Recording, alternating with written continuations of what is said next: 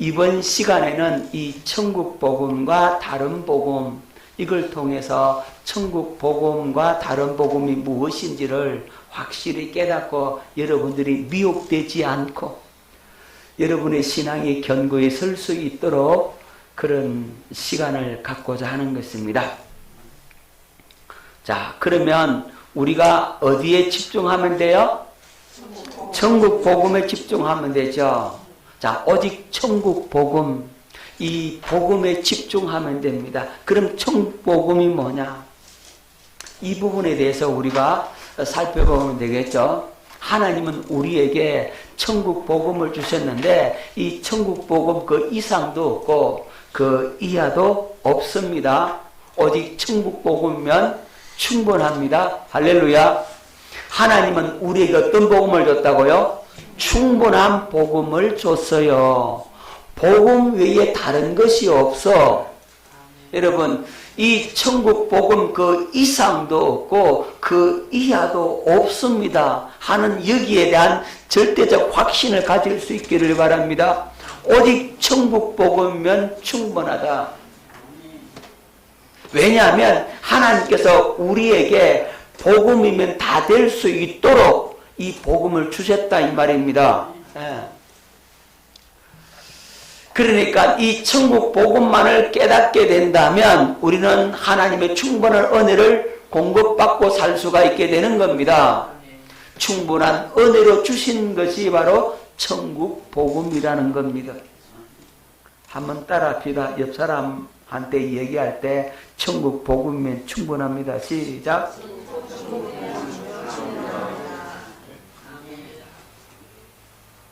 복음 그 이상이 없습니다. 그 이하도 없습니다. 오직 천국 복음이면 그것으로 만족할 수가 있는 겁니다. 이 복음이 흥왕하여 세력을 얻으면 어떻게 된다고요? 예. 복음이 흥하여 세력을 얻으면 부흥의 역사가 일어나게 되는 거예요. 할렐루야. 자, 사도행전 6장 7절. 하나님의 말씀이 점점 왕성하여 예루살렘에 있는 제자의 수가 더 심히 많아지고 흑한 제사장의 무리도 이 도에 복종하니라.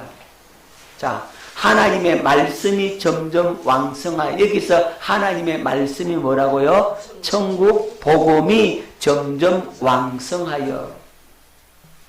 그 다음에 흑한 무리도 제사장의 무리도 이 도에 이 도가 뭐예요? 이 도, 천국 복음에 복종하니라. 이 말씀이에요. 그러니까 복음이 점점 흥왕해 가고 왕성해 가야지만이 부흥이 일어나게 되고 그로 말미암아서 유력한 사람들이 이 복음 앞에 굴복하게 되는 겁니다. 복음 앞에 돌아오게 된다고. 할렐루야. 이 제사장들이 이 복음을 받아들이면 그 밑에 있는 사람들은 훨씬 더 복음을 받아들이기 쉽죠. 복음이 바로 그렇게 해서 역사에 가는 겁니다. 자, 사도행전 11장 25절로 26절에 이 바나바가 사울을 찾으러 다소에 가서 만남에 안디옥에 데리고 와서 둘이 교회에 1년간 모여 있어 큰 무리를 가르쳤고 뭘 가르쳤겠어요? 예, 천국 복음을 가르쳤어요. 제자들이 안디옥에서 비로소 그리스도인이라 일컬음을 받게 되었더라. 할렐루야. 저는 능력이 없나 봐. 바나바와 사울은 1년만 가르쳐도 1년만 천국 복음을 전해도 그들이 안디옥 지역에서 그리스도인이라 일컬음을 받게 되었더라 그랬어요. 여기서 그리스도인, 예수 믿는 사람들을 뭐라고요? 그리스도인. 그 당시는 이 그리스도인이라는 말을 좋게 표현해서 쓴 말은 아니에요. 요즘 말로 하면 저 예수쟁이들 이런 비속어란 말이에요. 하지만 그런 말을 듣는다라고 하는 것은 그리스도인이라고 하는 이 말씀이, 이 말이 그들에게 별명이 되었다라고 하는 것은 그들이 그 지역에서 엄청난 영향력을 미쳤다 이 말이잖아요. 다시 말하면 그들이 뭘 보여줬다고? 그리스도 예수님을 보여줬다는 거죠. 예수 그리스도로 옷 입고 사니까 그들은 무엇을 보여주는 사람이었다? 예수님을 보여주는 사람이었다는 거죠. 여러분들이 이 사수동 지역에서 우리 새삼교회가 거룩한 소문이 번져가야 된다. 거룩한 소문이 번져갈 때, 야, 새삼교회 교인, 야, 진짜네. 야, 저 교회 뭐 있어. 야, 저 교회 진짜야. 이런 소문들이 이렇게 퍼져가야 복음이 흥황해져서, 말씀이 흥황해져서, 왕성해져서 많은 사람들이 주께로 돌아오게 되는 겁니다. 그러니까 여러분들이 우리 새삼교회에서 거룩한 소문이 나도록 여러분의 삶에서 그리스도를 보여주는 그런 삶이 될 수 있기를 예수 이름으로 축원합니다. 여러분이 진실로 복음이 되면, 복음이 실제가 되면, 그리스도의 마음을 갖게 되면 그 마음이 자동적으로 흘러나게 되어 있어요.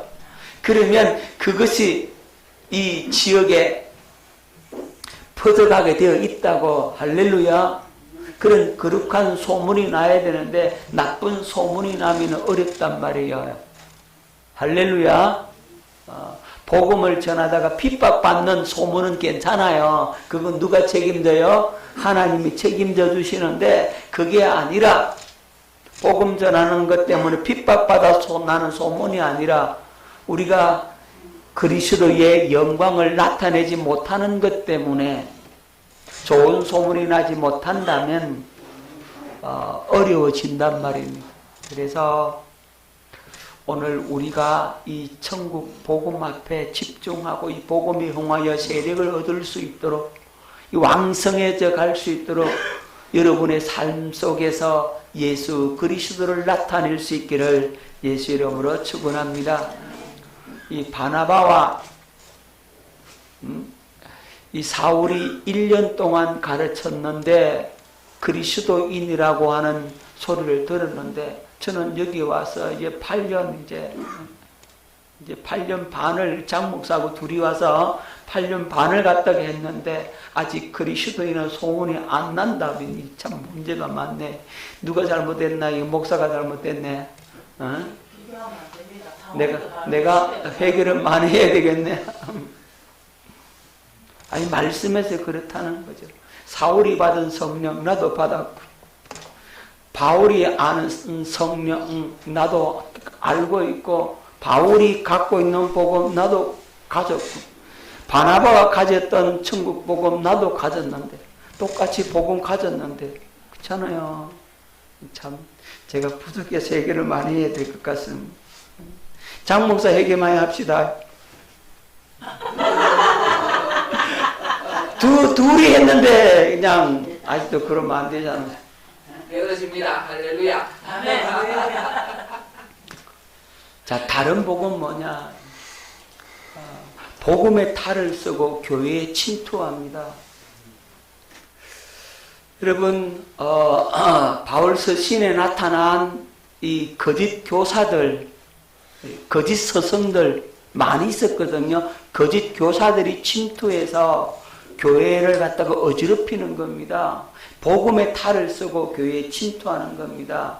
여기 여러분 그림 보면 이리가 뭘 뒤집어 썼어요?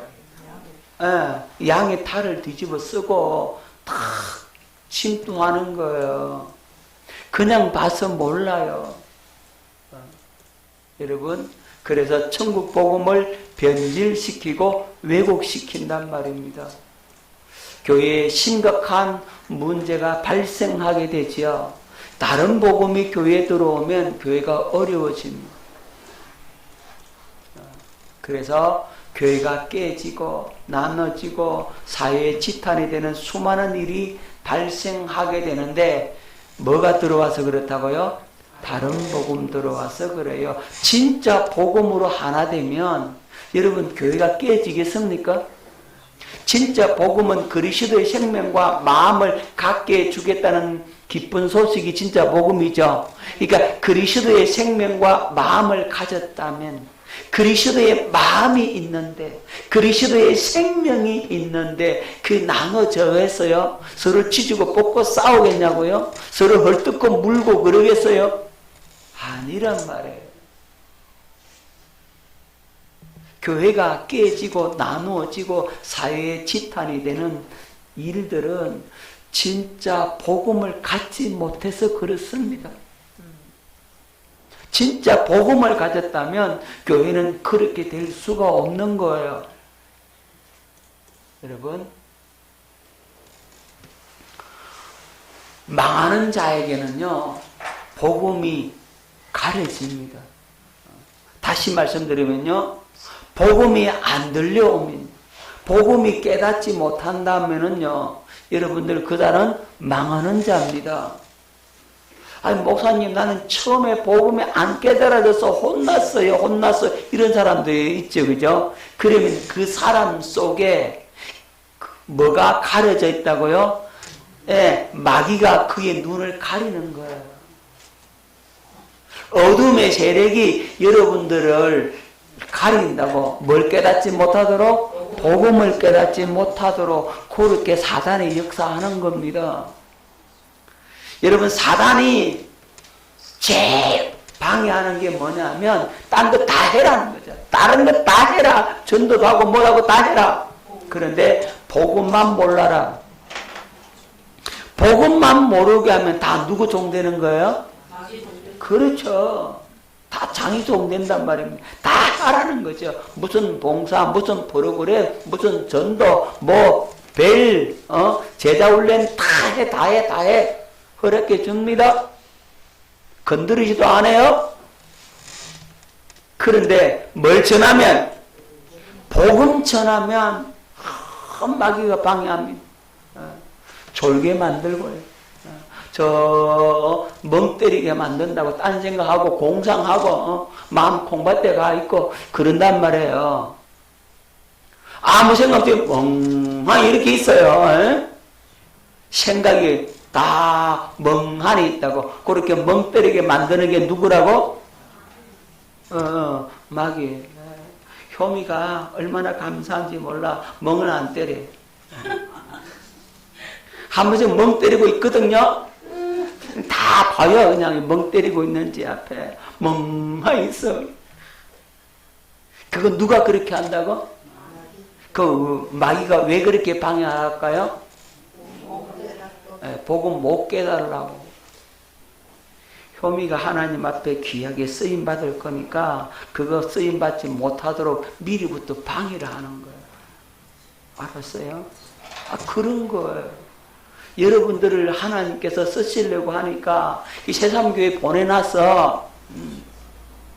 새삼교회 보내놨는데 마귀가요 복음 전하니까 새삼교회에서 이거 못 듣게 방해를 자꾸 한단 말이에요. 그래서 멍 때리게 만들고 잡념도 오르고 잡생각하게 만들고 졸게 만든다고.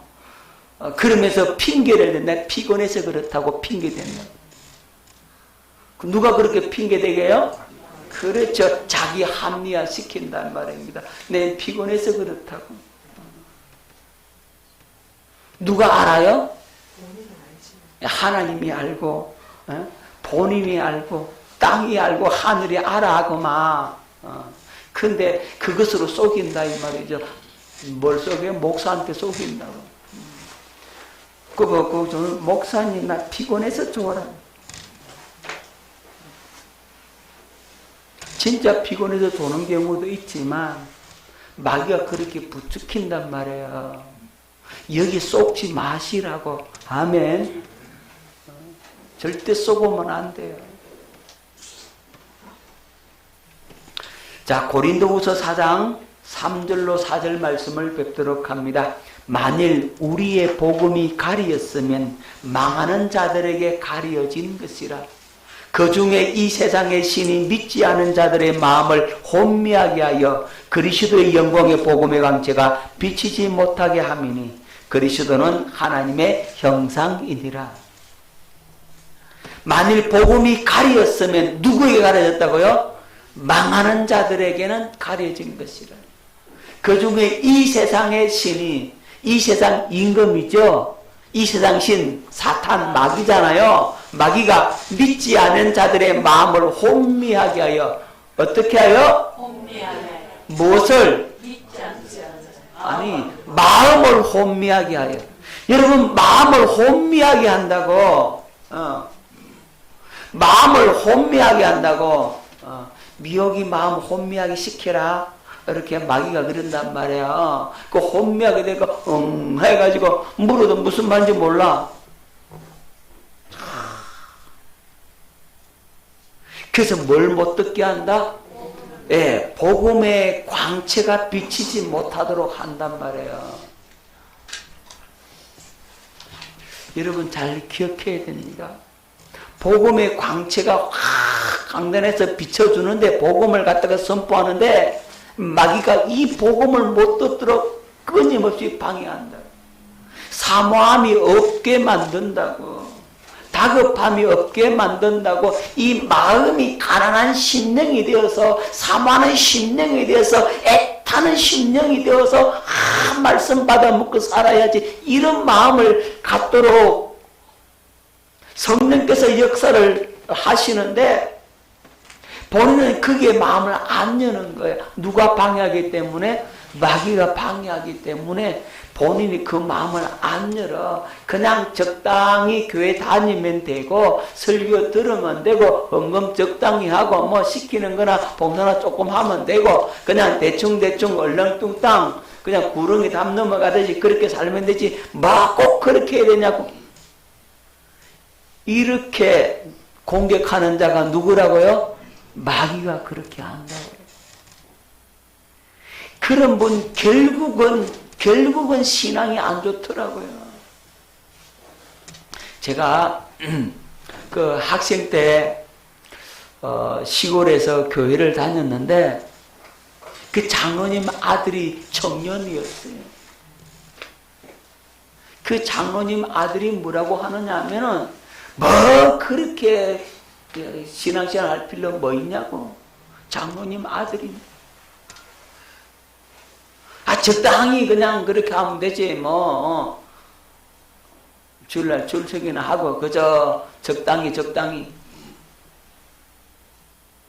그런데요 그 장로님 아들이 지금도 별 볼 일 없더라고. 결혼을 했는데 이혼해가지고 그렇게 혼자 살다가 또 지금 다른 여자가 뭐 또 생겼는가 뭐 그거 같이 사는지 뭐 안 사는지 뭐 모르겠어요. 교회도 안 나와. 교회 와가지고는 한 번씩 예배 드리러 왔었는데 휴대폰 켜고 그냥 이렇게 그것만 보고 앉았고 설교 안 듣고 결국 안 좋더라니까요. 그러면서 교회의 기득권은 딱 자기가 쥐고 마음대로 하려고 하고 있고 속이 터지는 겁니다. 그래서 교회가 정말로 어렵게 돼버렸어요. 지금 속상해요. 여러분 그건 누가 그렇게 하겠습니까? 진짜 복음 알았으면 그러겠어요? 아닙니다. 여러분 이 그리스도의 영광의 복음의 광채가 비치는 그곳에서 여러분들이 이 복음을 깨달으면 달라지는 겁니다. 할렐루야. 복음이 실제가 되어 여러분 속에 이루어지는 것을 경험하게 되어지는 겁니다.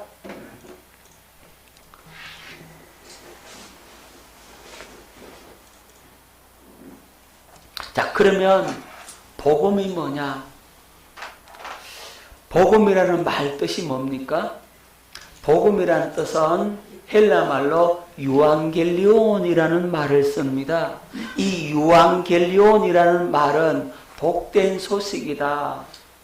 기쁜 소식이다. 그런 뜻이에요. 복음 말 그대로 복된 소식, 복된 소리.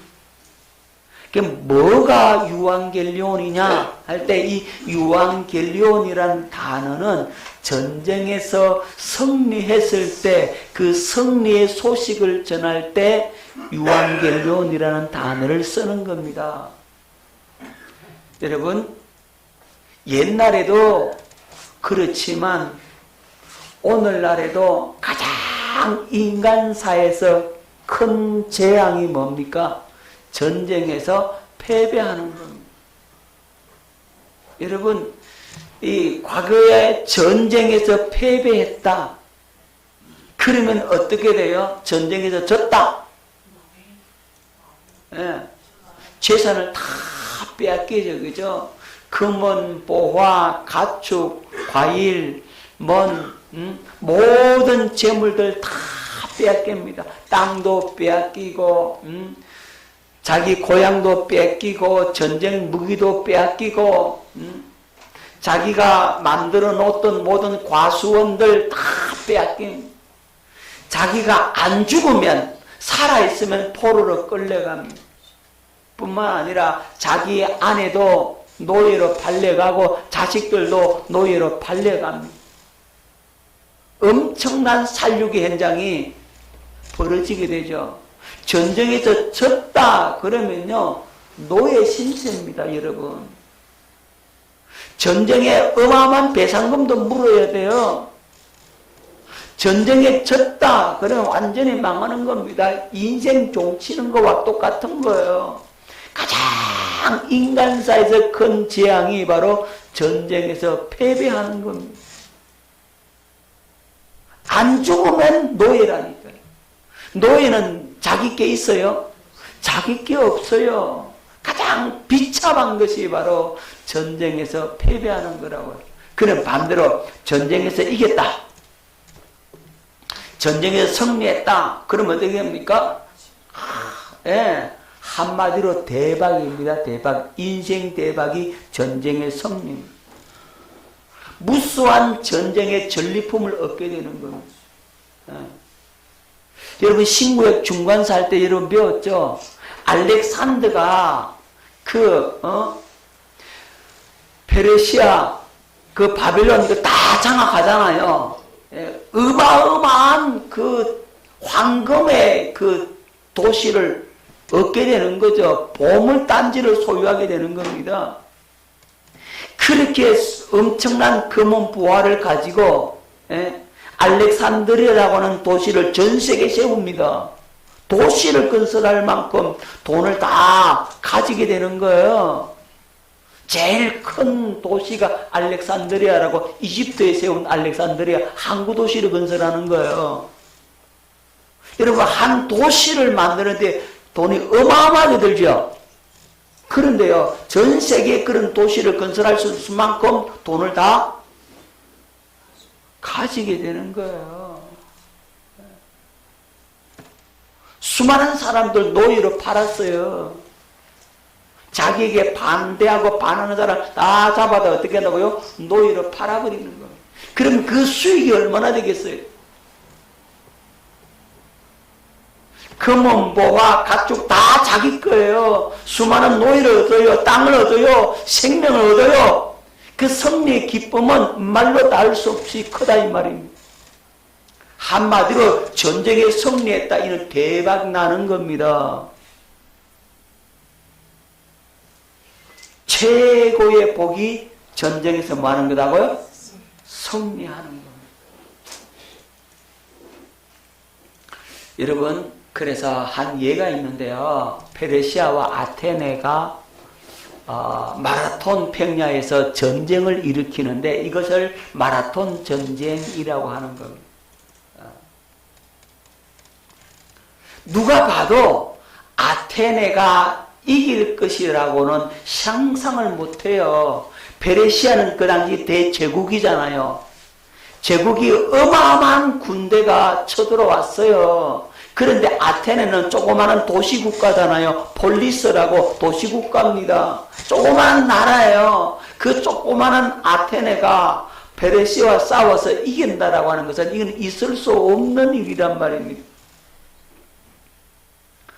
이 아테네의 임금이 자기 부하들을 전쟁터에 내보내면서 그 마음이 어떠하겠습니까? 이제 졌다. 내 목숨은 끝난다. 이제 페르시아의 발 앞에 무릎을 꿇을 수밖에 없다. 우리는 해마다 조공을 갖다 바쳐야 되고 우리는 그 나라의 종으로 이제는 살아야 되는구나. 그런 생각을 할 수밖에 없었단 말이에요. 페르시아는 막 새카맣게 밀려오는데 자기들의 군사는 얼마 안 된단 말이에요. 싸워보나 마나 누가 이긴다고요? 페르시아가 이긴다라고 생각을 할 수밖에 없어요. 그런데 이 마라톤 평야에서 이 아테네의 병사들은 창을 갖고 오죠. 창. 페르시아의 무기는 활이에요. 활이 굉장히 강력한 무기는 먼 거리에서 그냥 한번 쏴버리면요, 예? 하늘이 새카매져요. 그 화살 때문에. 그런데 이 페르시아 아테네 전쟁이 있는데 이 페르시아 군대가 활 쏘기도 전에 그냥 번개같이 기습 공격을 해서 그냥 창으로 찔러버리는 거예요. 활 쏠라 하는데 찔러버리는 거예요. 쏠라 하는데 찔러버리는 거예요. 건접전에서는 활 이거는 소용이 없는 거죠. 그래서 이 아테네가 승리하게 됩니다. 엄청난 승리를 거두게 됩니다. 페르시아군 도망을 가요. 그래서 이 전쟁에서 승리한다라고 하는 이 소식을 누구에게 전해줘야 돼요? 왕에게 전해줘야 되잖아요. 그래서 이 필리피데스라고 하는 이 병사가 이 전쟁에서 승리했다는 이 소식을 가지고 마라톤 평야를 달래서 돌아오는데 왕에게 보고하러 돌아오는데 약 40km 정도 되는 길을 달려옵니다. 왕이시여 우리가 전쟁에서 승리하였나이다 하고 그 소식을 전하고 즉사합니다. 죽습니다.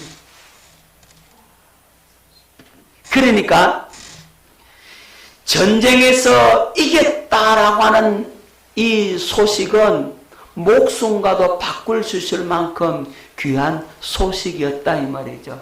이 전쟁에 승리했다라는 이 기쁜 소식, 이게 바로 유앙겔리온 이 말이에요. 아시겠어요? 복된 소식이 왔다. 유앙겔리온이다. 복음이다. 여기에 이 복음이라는 단어, 유앙겔리온 단어를 쓴다 이 말이에요. 이것이 마라톤의 기원이 됐죠, 그죠?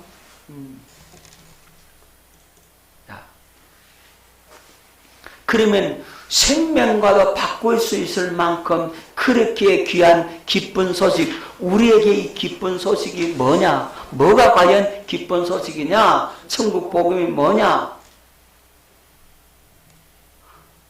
천국 복음이란 죄와 저주와 사망의 고통 속에 빠져있는 인간에게 하나님의 생명으로 거듭 태어나서 그리스도의 마음으로 천국 되어 살 수 있게 주겠다는 기쁜 소식이 뭐라고요? 천국 복음입니다. 이 천국 복음을 바르게 이해하려면 먼저 뭘 알아야 되느냐 하면 인간의 상태를 알아야 돼. 저와 여러분들이 어떤 상태에 놓여 있었고 여기에서 우리가 살았다, 다시 태어났다 라고 하는 이 기쁜 소식을 들어야만이 진짜 복음이다 라고 말할 수 있잖아요. 그죠? 자, 인간의 상태, 우리가 어떤 상태에 놓여 있었느냐. 먼저 허물과 죄로 영적으로 죽어 있었다. 자, 에베소서 2장 1절로 3절 말씀을 뵙도록 합니다. 에베소서 2장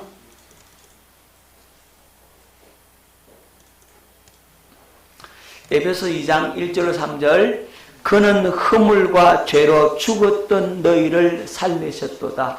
허물과 죄로 죽었던 너희, 그러죠. 우리가 어떤 상태였다고요? 허물과 죄로 죽어 있었다 이 말이에요.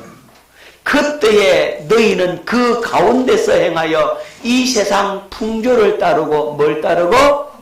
이 세상 풍조를 따르고 공중의 권세 잡은 자를 따랐으니 곧 지금 불순종의 아들들 가운데서 역사하는 영, 불순종의 아들 가운데 역사하는 영이 누구죠? 예, 이 세상 신? 예, 마귀라 이 말이에요. 전에는 우리도 다 그 가운데서 누구 가운데서? 예, 예, 마귀 가운데서 불순종의 아들들 가운데 역사하는 그 영 가운데서 우리 육체의 욕심을 따라 뭘 따라요? 육체의 욕심을 따라 지내며 육체와 마음에 원하는 것을 하여 다른 이들과 같이 본질상 그렇죠. 진노의 자녀였더니 본질상 본질이 아마 진노의 자녀래. 우리 믿음의 선배 깔뱅 선생님이 뭐라고 말씀하셨어요? 전적으로 인간은 타락했다. 정적 타락. 완전히 타락했다. 남아있는 게 아무것도 없다. 본질상 진노의 자녀다. 똑같은 의미잖아요. 완전히 타락해버린 인간의 모습이었다. 누가요? 내가 나의 상태는 그랬다는 거예요. 그리고 두 번째, 세상의 문화와 풍습을 따르는 자. 뭘 따르는 자? 세상의 문화와 풍습을 따르는 자. 그렇죠. 우리는 세상의 문화와 풍습을 따라다닙니다. 유행을 따라 살고, 그죠? 세상 문화가요, 이 풍습이 어디에서 나온 거겠습니까? 그렇죠. 이 세상 임금, 이 세상 신이라 그랬잖아요. 그게 마귀라 그랬잖아요. 그럼 이 세상을 다스리는 신, 그 마귀가 거기에서 나온 것은 사탄 숭배의 문화와 풍습으로 가득하단 말입니다. 여러분, 우리나라 이 고유의 명절 그리고 민속 관습 이런 것들이 있잖아요. 미신들이 굉장히 많잖아요. 그런 것들이 다 뭐와 관련되어 있는 거예요? 예, 마귀와 관련되어 있는 거예요. 세상 풍습 문화를 조종한다고 누가요? 마귀가 이 문화 예술 분야를 다 장악하고 있다니까요. 음악도 마찬가지예요. 그러니까 우리가 하나님께 경배와 찬송을 올려드리면 마귀는 그냥 무너질 수밖에 없어요. 여러분, 사탄은 그런 것을 장악하고 세상 문화와 풍습을 따라가게 만든다고. 그러니까 마귀의 문화, 마귀의 풍습을 쫓는 거죠. 다 세상 문화는 다 그런 거예요. 우리나라 사람들 집을 한 채 지어도 상랑식 할 때 뭐합니까? 예, 고사 지내죠. 돼지 대가리 갖다 놓고 그러잖아요. 배를 하나 만들었다 진수식이라 그러잖아요. 진수식 할 때 뭡니까? 돼지 대가리 갖다 놓고 그래요. 사고 안 놓으라고. 예. 뭔 사업을 시작한다.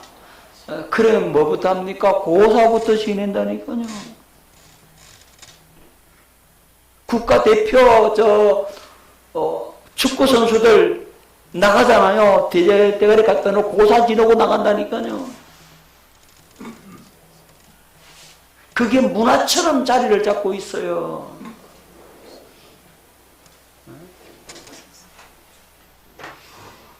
저 영덕 지역에 가면요, 3일 문화제라고 해요. 해마다요.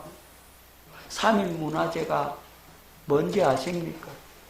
여러분, 그게 3일 운동의 근거지였다고 해서 3일 문화제를 해마다 계속 이어가고 있거든요. 그 완전히 미신적인 행동을 한다니까요. 그게 나중에 줄다리를 하는데 밧줄이 이렇게 굵고 이렇게 막 새끼를 꼬아가지고 만들어가지고 그걸 또 피해놔 놓고 그거 지킵니다. 그건 넘어가면 안 되는 거예요. 저도 새벽기도 차 운행한다고요. 그게 이제 운행한다고 가는데 일로 못 지나간다는 거예요. 돌아가라는 거예요. 안 그러면 길 터줄 때 돈 내놔라는 거예요. 세상에. 그리고 나중에 문화재 끝나면요, 새끼줄 그거 이제 잘라 가져가거든요. 서로 가져가려고 난립니다, 그거. 그거 가져가면 복 받는다고.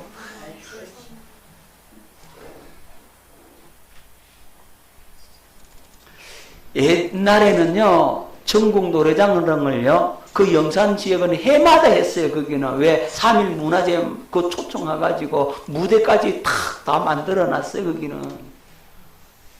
그래가지고는 해마다 오니까 사람들이 식상하잖아요. 근데 사람들이 거기에 호응도가 떨어져. 다른 데 가면 호응을 많이 해주는데 호응이 떨어져. 해마다 오니까. 그러니까 옛날에 그 씨름 선수 이만기가 왔어요. 오니까 사람들이 그 정도 갖고 노래자는 사람이 등 비어버는 거야. 그 후로는 안 온다 이래 돼버렸어. 그 지금 안 와. 어쨌든 간에 이 세상의 문화와 풍습을 사람들이 따르고 산다고요. 그리고 그 3.1 문화재 안 하면 어떻게 되느냐? 완전히 마귀잔치인데 안 하면 어떻게 되느냐? 그 산이 그 영산이라고 산이 울어서 안 된대. 해야 된다는 거예요. 소문이 그래 놨어요 아마. 예. 자, 공중의 권세하고 잡은 자 마귀를 따르고 마귀의 종으로 산단 말이에요. 우리가 옛날에는 그랬다고. 육신의 생각과 마음으로 살죠. 누가 주인이에요? 예, 내가 주인이고 육체가 주인이었잖아요. 그러니까 육신이 원하는 대로 사는 거죠. 육신의 종이 돼가지고 육신이 끄는 대로, 육신이 즐기는 대로 그렇게 살았다고. 그것이 인간의 상태였다고. 그리고요, 본질상 진노의 자녀로 하나님의 형벌을 받는 자가 됐다고. 그렇게 진노의 자녀니까 누구의 형벌을 받겠어요? 하나님의 형벌을 받을 수밖에 없잖아요. 그리고 어디에 속하여? 율법 행위에 속하여 저주 아래 있는 자라고 말씀하고 있습니다. 자, 갈라디아서 3장 10절 말씀을 뵙겠습니다. 무릇 율법 행위에 속한 자들은 저주 아래 있나니 기록된 바 누구든지 율법책에 기록된 대로 모든 일을 항상 행하지 아니하는 자는 저주 아래 있는 자라 하였습니다. 율법 행위에 속한 자들은 어디 아래 있다? 저주 아래 있다. 그러니까 율법 행위에 속하여 육신이 원하는 대로 육신이 주인이 돼가지고 육신이 끄는 그대로 산다 이 말이죠. 어디 아래서? 저주 아래. 저주 아래니까 저주는 뭘 가져옵니까? 고통을 가져오죠. 그래서 병들고 가난해지고 상처받고 온갖 나쁜 일에 얽매이고 방황하고 그렇게 살다가 죽으면 뭘 받아요? 심판받아서 지옥에 떨어질 수밖에 없잖아요. 여러분, 그래서 그리스도에게서 끊어지고 은혜에서 떨어진다라 그랬어요. 자, 갈라디아서 5장 4절 뵙겠습니다. 율법 안에서 의롭다함을 얻으려 하는 너희는 그리스도에게서 끊어지고 은혜에서 떨어진다로다. 어디서 끊어졌다고? 예, 그리스도에게서 끊어지고 은혜에서 떨어진 자. 그 살 방법이 없잖아요. 그리고 마지막으로 수고하고 무거운 짐을 지고 사는 자죠. 자, 마태복음 11장 28절에 뭐라고 되어 있어요? 수고하고 무거운 짐진 자들아 다 내게로 오라 내가 너를 쉬게 하리라. 여러분, 수고하고 무거운 짐이 뭐라고 그랬어요? 예, 율법의 짐이라 그랬죠. 이 율법의 짐을 지고 고통 속에 사는 거죠. 그런데 예수님은 이 모든 것을 다 담당해 주셨다 그랬죠. 이는 선지자 이사야를 통하여 하신 말씀에 우리 연약한 것을 친히 담당하시고 병을 짊어지셨다 함을 이루려 하심이더라. 할렐루야. 자, 이러한 인간의 상태였다는 겁니다. 허물과 죄로 죽어있고 세상 문화와 풍속을 따르고 공중의 권세 잡은 자 마귀를 따르고 육신의 생각과 마음에 이끌려 스스로 주인처럼 행사하며 살고 본질상 진노의 자녀였고 율법 행위에 속하여 저주 아래 있고 은혜에서 떨어진 자고 수고하고 무거운 짐을 지고 고통 속에 살다가 죽으면 영원한 형벌인 지옥에 떨어질 수밖에 없는 것이 인간의 상태였다 이 말입니다. 그런 우리를 언약의 하나님께서 우리를 사랑해 주셨다고. 할렐루야. 언약의 하나님, 어떤 하나님? 언약의 하나님, 신실하신 하나님, 사랑의 그 하나님께서 우리를 사랑해 주신 겁니다. 신명기 7장 9절 그런즉 너는 알라 오직 네 하나님 여호와는 하나님이시요 신실하신 하나님이시라. 그를 사랑하고 그의 계명을 지키는 자에게는 천대까지 그의 언약을 이행하시며 인애를 베푸시되. 언약의 하나님, 할렐루야. 언약을 이행하시는 하나님, 그 언약의 하나님께서 우리에게 약속을 하셨어요. 여러분, 하나님께서 언약의 하나님이시기 때문에 우리가 구원받을 수 있는 은총을 입게 되는 거예요. 언약의 하나님이 아니시면 우리는 살 수가 없어요. 언약의 하나님이 우리를 사랑하셨습니다. 할렐루야. 자, 이 언약이라고 하는 의미를 한번 생각해 보고자 합니다. 언약이 어떤 의미를 가지느냐? 언약이란 하나님은 너무나 연약하고 부족한 사람의 수준까지 자신을 낮추어 주셨다. 이 의미를 기억해야 됩니다. 하나님이 어떤 하나님이라고요? 언약의 하나님. 그 말은 하나님과 나와 무엇을 맺는다? 언약을 맺는다 그러잖아요. 그러면 언약을 맺으려면 수준이 좀 비슷해야 언약을 맺지. 수준이 다르면 언약을 맺을 수 있겠어요? 없잖아요. 그래서 수준이 비슷해야 되는데 하나님하고 우리하고 수준이 같을 수 없잖아요. 그러니까 우리 수준이 하나님 수준만 올라갈 수 있어요? 없어요? 없잖아요. 그러니까 하나님께서 우리 수준만큼 낮춰주는 거예요. 그래서 하나님이 인간이 되어서 이 땅에 오신다고. 뭘 맺으려고? 그렇죠. 그래서 말씀이 육신이 되어 우리 가운데 거하심에 우리가 그 영광을 보니 아버지의 독생자의 영광이요 은혜와 진리가 충만하더라. 말씀이 뭐가 됐다고요? 육신이 되는 거죠. 인간의 수준만큼 낮춰줬다 이 말이에요. 할렐루야. 뭐 하려고? 왜 예수님이 인간의 몸을 입고 이 땅에 오시느냐? 왜 성육신 하시느냐? 그 이유가 자신의 수준을 우리 인간의 수준만큼 낮춰줘서 우리와 뭘 맺겠다? 언약 맺겠다. 언약이 하나님이시니까 그렇게 하시는 거예요. 얼마나 큰 사랑이에요? 할렐루야. 언약의 두 번째 의미가요, 하나님은 모든 수단을 동원해서 인간이 하나님을 온전히 신뢰할 수 있도록 하셨다는 의미입니다. 여러분, 저 장목사하고 저 안집사하고 둘이 대판 싸웠어. 서로 안 보고 살겠다고, 쳐다도 안 본다고 그랬어요. 그런데 안집사가 필요한 것을 장목사가 가지고 있고 장목사가 필요한 걸 안집사가 갖고 있는 거예요. 갖고 있는데 원수가 됐으니까 방법이 없잖아. 그런데 이 문제를 한꺼번에 해결할 수 있는 방법이 딱 한 가지가 있어요. 그게 뭐예요? 예? 그렇죠. 언약 맺으면 되죠. 그냥 말라고 못 믿겠다 이 말이죠. 예. 못 믿겠다 그러니까 그럼 우리 언약 맺자. 네가 원하는 거 내가 줄게. 내가 원하는 거 네가 줄게. 이렇게 서로 줌으로써 뭘 맺으면? 언약을 맺으면 그때부터 화해가 이루어지는 거예요. 잘 지내게 된다고.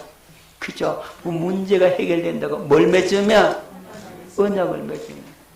그러니까 언약 맺기 전에는 뭐로? 원수였는데 절대로 믿을 수가 없었는데 언약 맺고 나니까 어떻게 되더라고요? 믿을 수가 있는 거죠.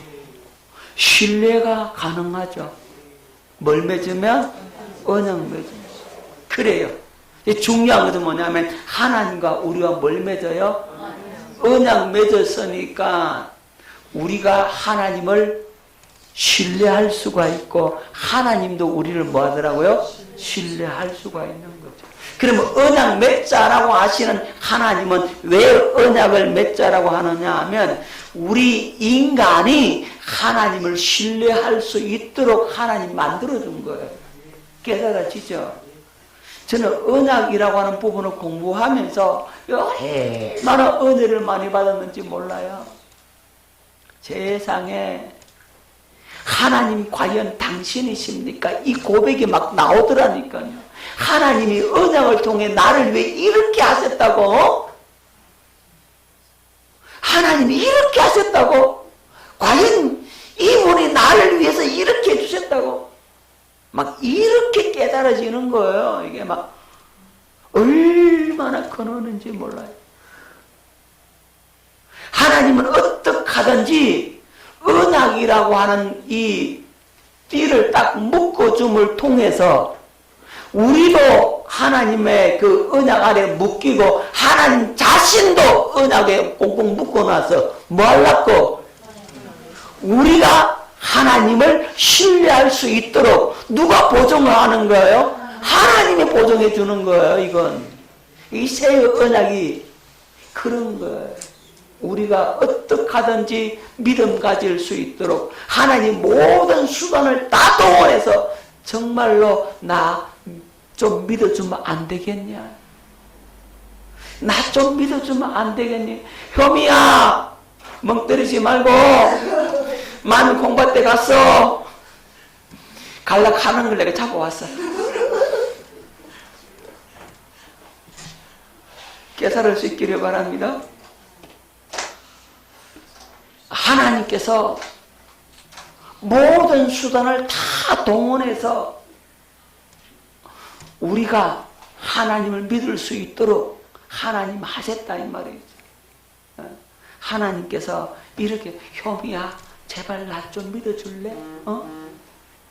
나 믿어주면 안 되겠니?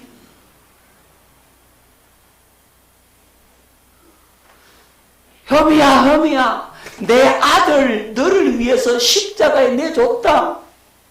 그래도 날 못 믿겠냐? 그래도 믿어줄 수 없겠니? 제발 날 좀 믿어주면 안 되겠니? 내가 너와 언약을 맺잖아. 그래도 못 믿겠어? 하나님이 이렇게 다가오신다니까. 언약의 하나님. 저는 그 언약의 하나님 앞에 무릎을 꿇을 수밖에 없더라. 어찌 나 같은 걸 위해서 주님께서 아들까지 내주면서 그래도 나 한 번만 믿어달라고. 제발 날 좀 믿어달라고. 하나님께서 그렇게 나한테 다가오시는데 그 하나님 앞에 어찌 굴복이 안 됩니까? 여러분, 언약의 하나님이 사랑의 하나님이시라는 언약의 하나님 앞에요. 여러분 깊이 묵상을 해보시라니까요.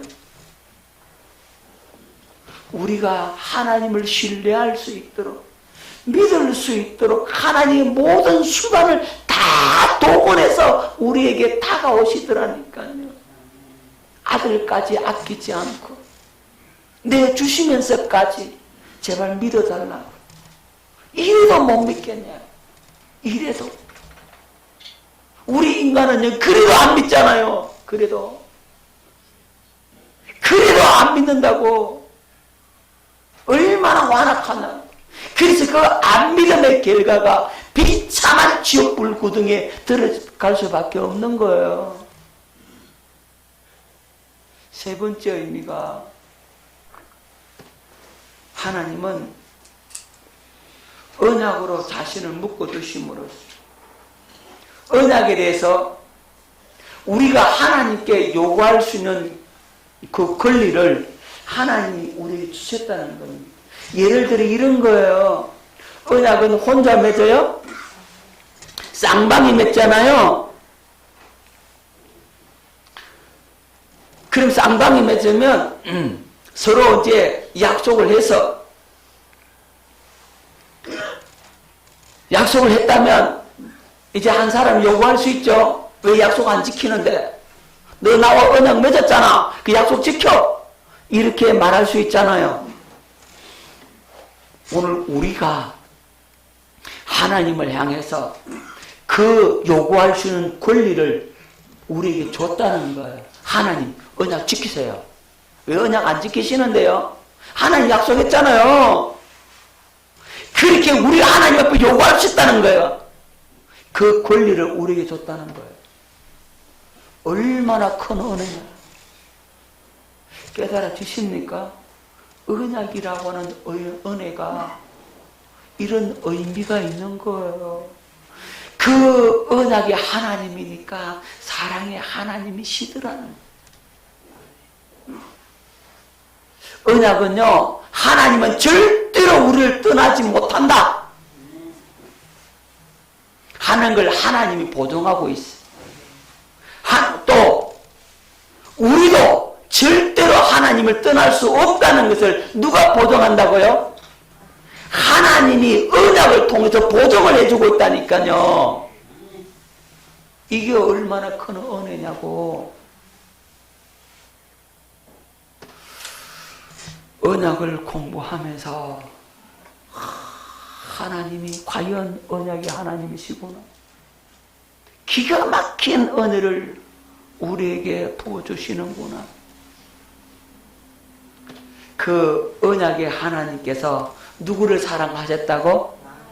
네, 우리를 사랑하시고 우리에게 생명을 주시려고, 우리와 언약을 맺게 주시려고 새 언약의 중보자이신 예수 그리스도를 이 땅에 보내주셨단 말입니다. 할렐루야. 새 언약의 중보자이신 예수님께서 이 땅에 오셔서 하나님과 우리와 언약을 맺을 수 있도록 그 역할을 해주셨습니다. 아멘. 그 부분에 대해서는 다음 시간에 예수님이 새 언약의 중보자가 되시고 이 중보자가 어떤 일을 하는지, 그 일의 결과를 통해서 우리가 어떻게 구원을 받게 되는지를 다음 시간에 이어서 말씀을 하도록 하고, 오늘은 여기까지 하도록 하겠습니다. 우리 기도하십시다.